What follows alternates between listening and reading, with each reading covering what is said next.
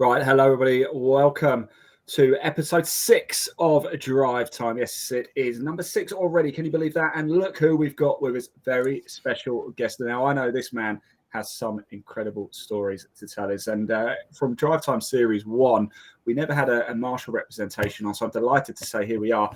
We had Nadine on before. Now we've got Rob as well. So Rob, let's start. First of all, how are you? Happy New Year, of course, to you. Are you well? Yeah, happy New Year. I am well. If you can see on the camera, we're still in the remnants of clearing up after Christmas. But is that a Christmas wreath down there? Is that a Christmas? It is, yeah. You just get stuck straight back into work, and you don't have time to clear up. So that'll probably stay there until this year. So I don't have to get it out the loft at least. I like your thinking. Well, look, Rob, for those who don't know you and your story in motorsport, here's the first question: what is your involvement in motorsport?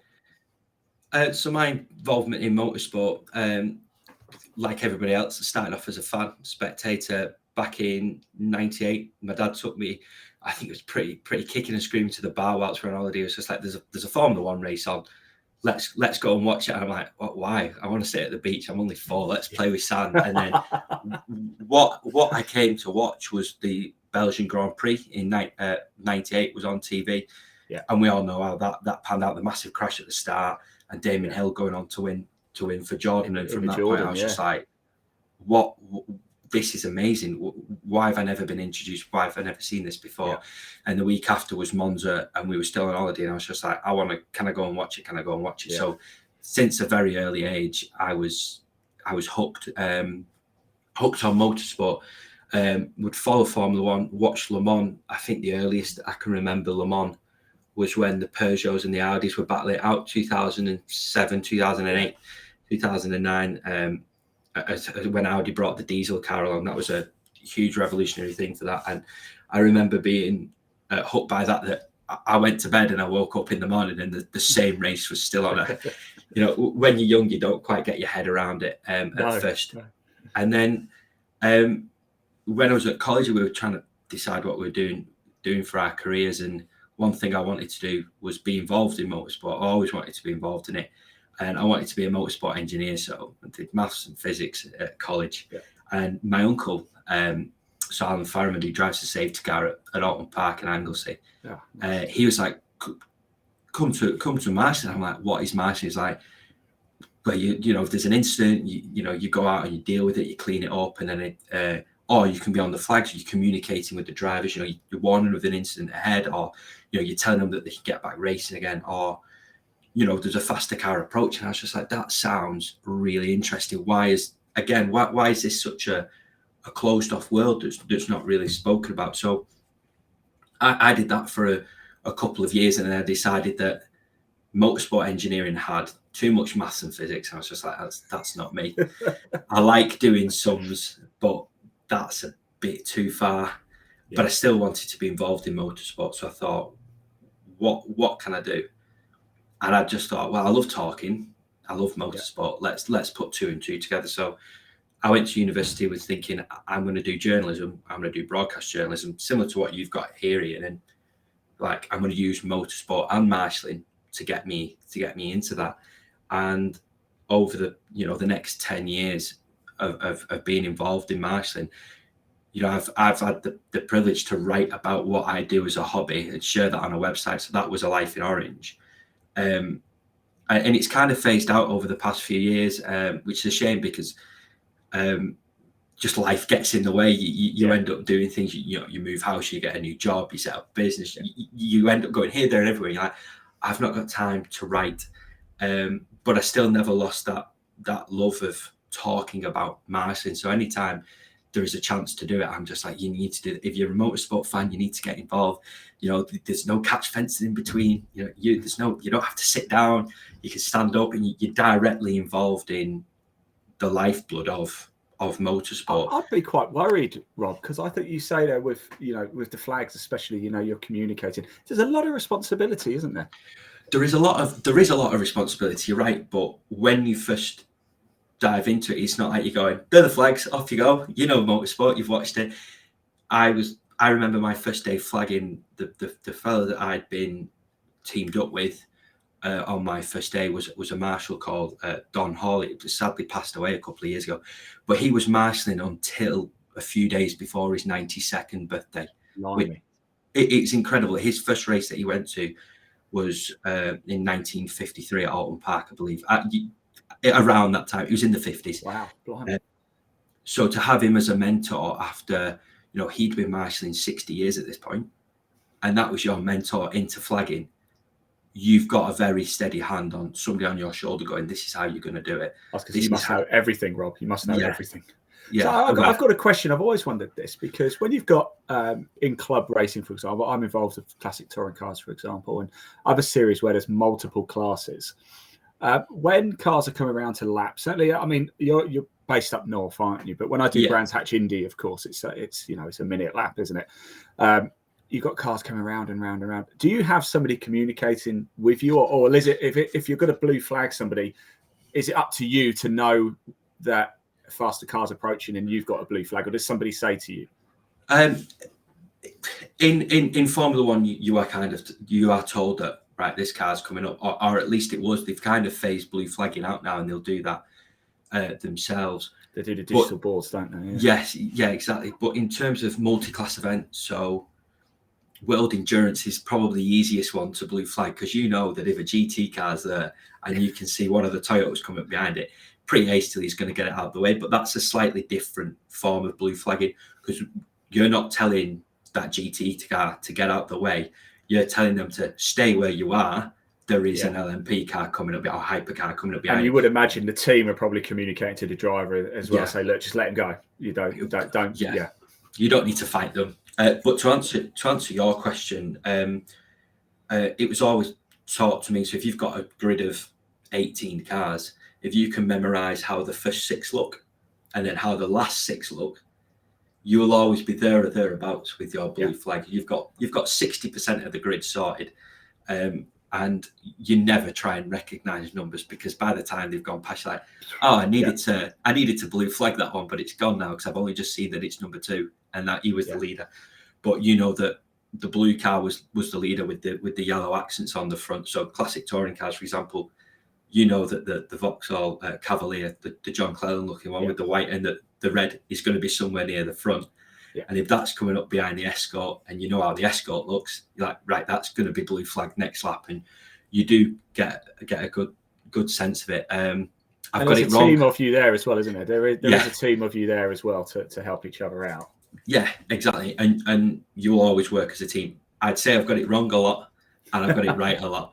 And if there are any marshals like listening and they're having this problem with blue flagging, is don't be scared of getting it wrong, because the next time you will get it right, and you will get it right more and more times than you'll get it wrong. It's just all learning. I also imagine the drivers are aware as well, like who they're racing against. So if you blue flag them by mistake, they're going to know that no, I'm racing this guy. There's no way I'm letting him through. Like they're probably so laser focused anyway, aren't they? Yeah. Well, you're a good man to ask this next question, because you're clearly right in the heart of the action. You said up at Alton Park and Anglesey, obviously real proper club racing circuits as well. I've seen the fair share of, touring cars, etc., but real club, certainly Anglesey, a real club racing circuit. How strong then, Rob, do you think the club racing scene is in the UK heading into the 2023 season? I think it's getting stronger. If you'd have asked me maybe pre-COVID and in 2022, the COVID year, I'd say it was struggling because people didn't quite know what was going on, or there was maybe slightly too many races for how many cars there were. They've looked at that, and now they've maybe put a few grids together, and we've got grids of 20 to 30 plus, and it's really building up. And some of the racing that they produce, it's door handle to door handle, mirror to mirror, and you're like, that's fantastic. So I think off the back of last season going into this season, I think club racing is in a very strong position, and hopefully it only goes from strength to strength. Well, let's go from one end of the scale then, shall we? Club racing, which is really the lifeblood of motorsport. Let's take it to the very, very top. We've spoken about it already. You're a man who knows your stuff. So I'm going to ask you this question. Formula One, Formula E, IndyCar, NASCAR, WRC, WEC, sort of the elite level of motorsport. There are others, of course. It's just what I put in there.